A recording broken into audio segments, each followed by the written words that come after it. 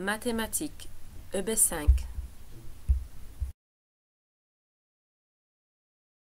Comparaison de deux nombres décimaux. Pour comparer entre deux nombres décimaux, on doit choisir un de ces trois signes, plus petit, plus grand ou égal.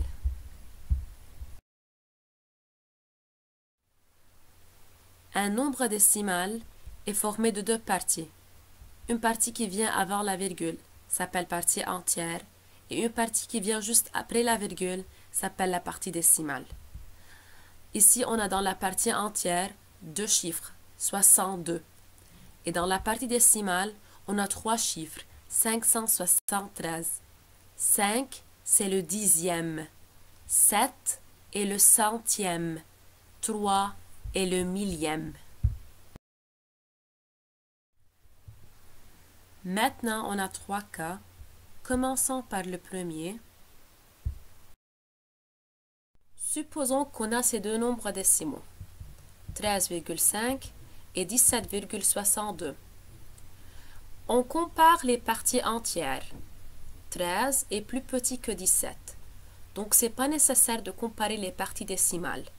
Directement, je peux dire que 13,5 est plus petit que 17,62.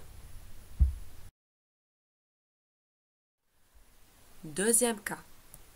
Les deux nombres décimaux que nous proposons, 17,83 et 17,62, ont les mêmes parties entières. Donc, il faut comparer leurs parties décimales, 83 et 62. Puisque 83 est plus grand que 62, donc je peux dire que 17,83 est plus grand que 17,62.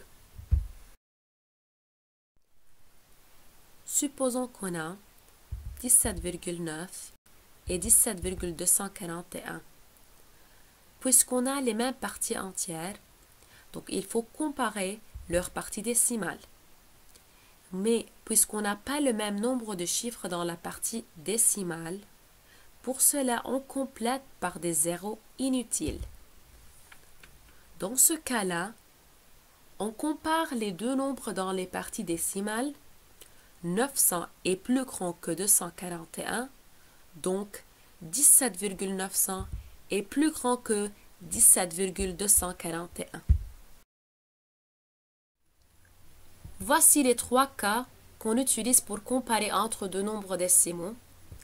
Cas 1.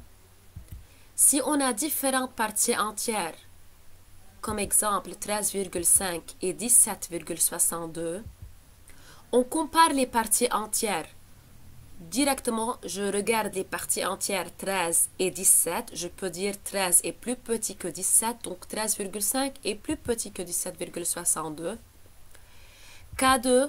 Si on a la même partie entière, comme exemple 17,83 et 17,62, on compare les parties décimales. Donc, on a là les parties décimales 83 et 62. 83 est plus grand que 62.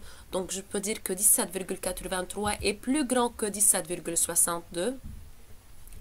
Cas 3.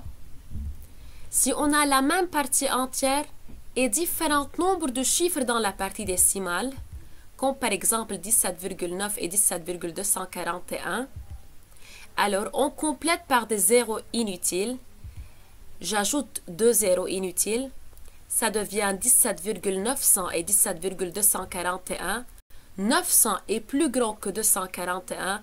Donc 17,900 est plus grand que 17,241.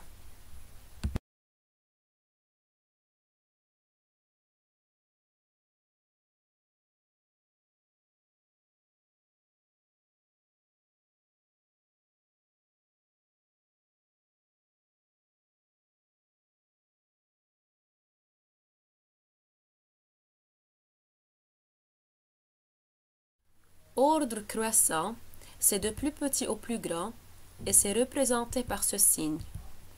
Alors que ordre décroissant, c'est de plus grand au plus petit et c'est représenté par ce signe.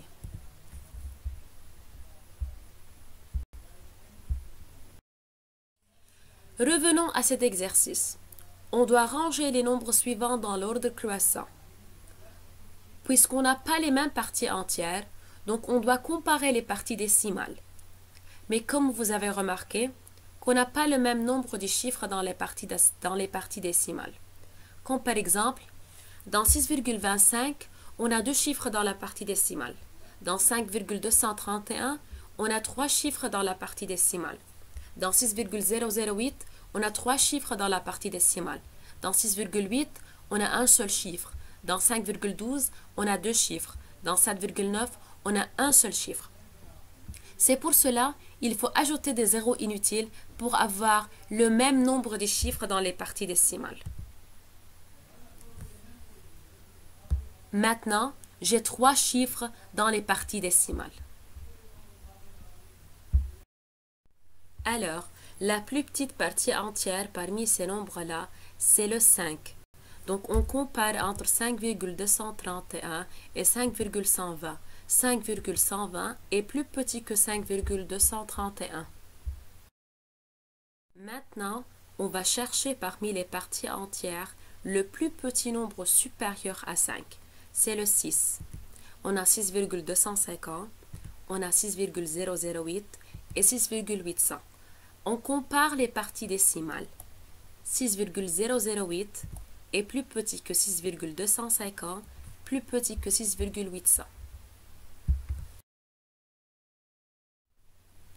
Finalement, le nombre 7 présente la partie entière la plus grande. Donc 7,900 est le plus grand nombre parmi ces nombres-là.